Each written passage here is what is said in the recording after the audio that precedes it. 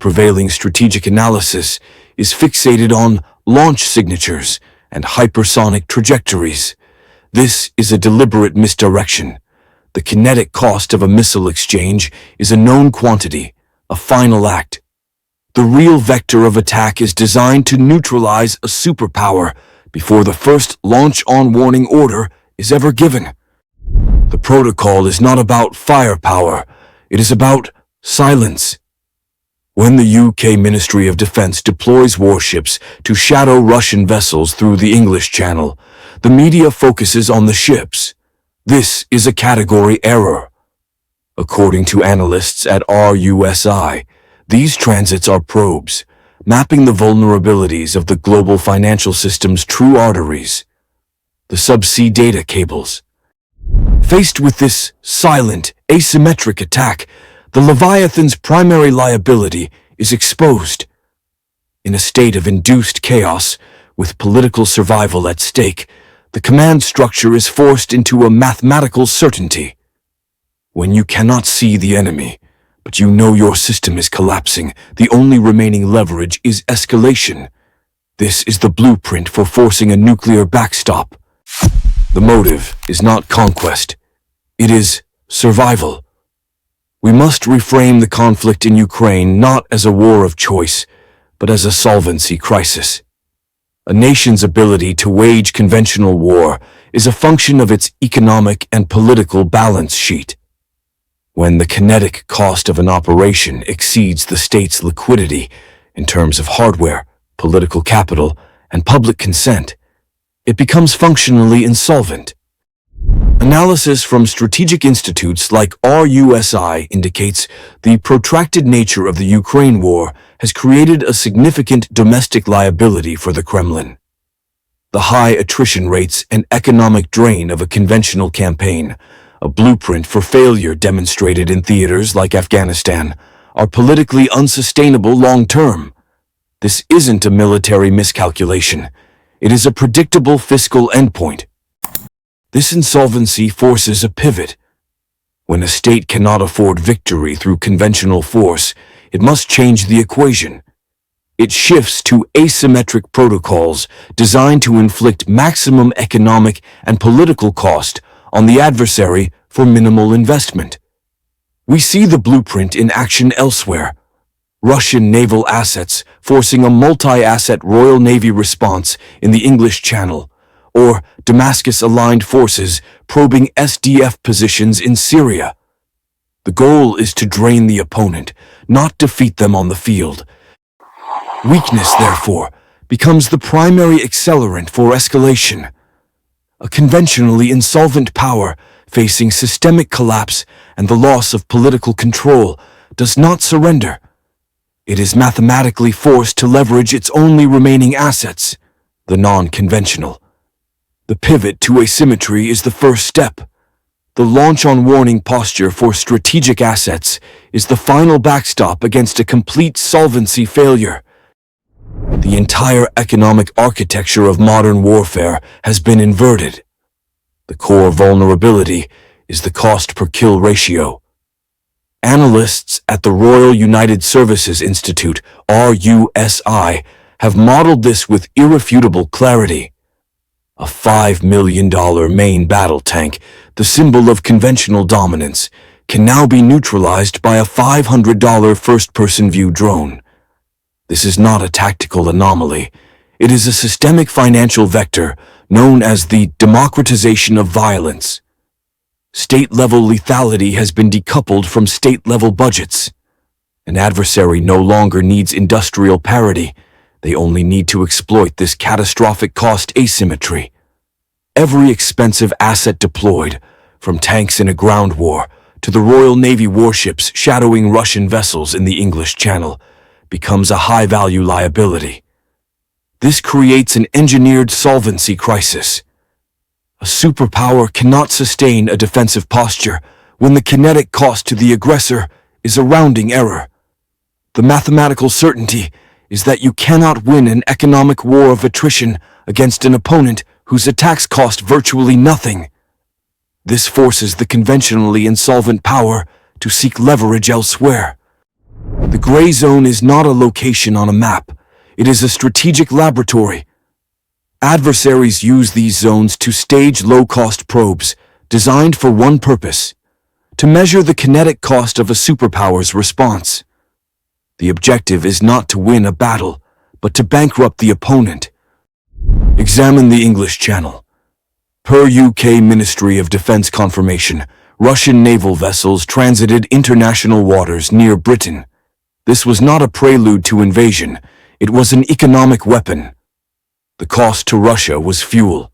The cost to the UK was the activation of multiple warships, the HMS Mersey and HMS Severn, and naval aircraft. This is an engineered solvency test, forcing a high-cost kinetic response to a low-cost navigational exercise. Now pivot to Syria.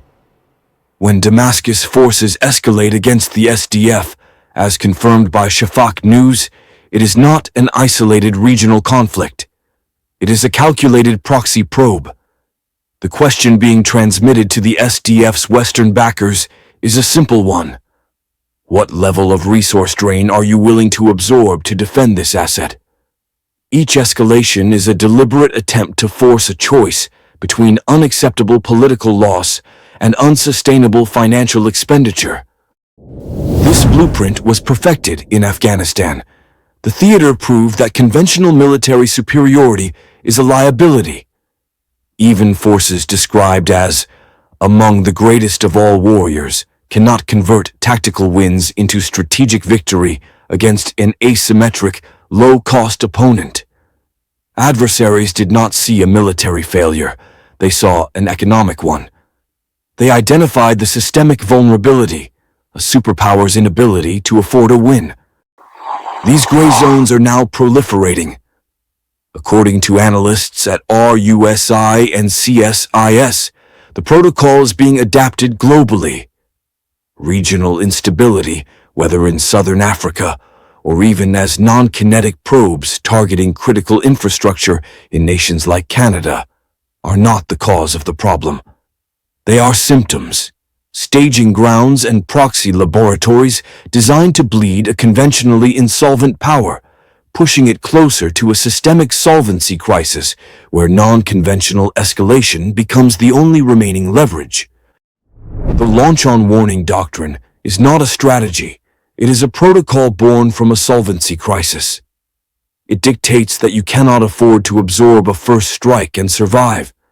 Therefore, the decision to launch a retaliatory strike is not triggered by nuclear detonation on home soil, but by the confirmation of an inbound attack. The entire system is built on a response window measured in minutes. This is the cold, unforgiving math of deterrence. This protocol's primary liability is its reliance on data. The systemic vector is therefore an attack on the sensors, not the silos. This is the fog of digital war. If a cyber attack blinds a nation's early warning satellite network and ground-based radar, the command authority is presented with a zero-sum choice. Is the data loss a system error, or is it a deliberate, coordinated electronic warfare attack designed to mask an imminent first strike? Waiting for confirmation guarantees total defeat. Launching based on protocol risks accidental annihilation. In this engineered information vacuum, fear is irrelevant. The commander is forced to defer to the pre-authorized protocol. According to analyses by institutions like RUSI and CSIS, the doctrine is designed to remove human hesitation from the equation, making the launch a mathematical certainty under specific conditions of data denial. These are not abstract war games. Low-cost probes, such as the shadowing of Russian warships in the English Channel, are designed to test response times and electronic warfare capabilities. The activation of Royal Navy warships and aircraft is a measured, expensive reaction to a low-cost transit. These are not provocations for the media. They are reconnaissance missions to map the thresholds of the West's command and control network, calibrating the exact level of digital fog required to trigger the launch protocol. The core liability of a modern state is its balance sheet. Adversaries have engineered a protocol to weaponize it. The recent transit of Russian warships through the English Channel was not a show of force. It was a cost imposition exercise. It forced the UK Ministry of Defence to activate Royal Navy patrol ships and aircraft, a kinetic and resource-draining response to a low-cost probe. This is the blueprint of asymmetric escalation. Force an expensive reaction to a cheap action, bleeding a conventionally insolvent power through 1,000 strategic cuts. This protocol is not isolated, it is systemic. In Syria, Damascus forces, backed by their patrons, escalate against proxy groups like the SDF, compelling Western assets to be retasked and supply lines strained. Each probe, whether a naval transit or a proxy skirmish, is designed to test response time and logistical depth. As documented by institutions like CSIS, the era of seeking conventional victory, proven unsustainable in theaters like Afghanistan, is over. The new vector is economic attrition. The next logical phase is a calibration shot against critical infrastructure. It is a mathematical certainty. Within 12 months, anticipate a significant, attribution-impossible disruption targeting a Western economic choke point. The highest probability vector is the severing of a subsea fiber optic cable cluster in the North Atlantic, triggering a regional blackout of financial data and communications. It will be publicly dismissed as an anchor drag or seismic event.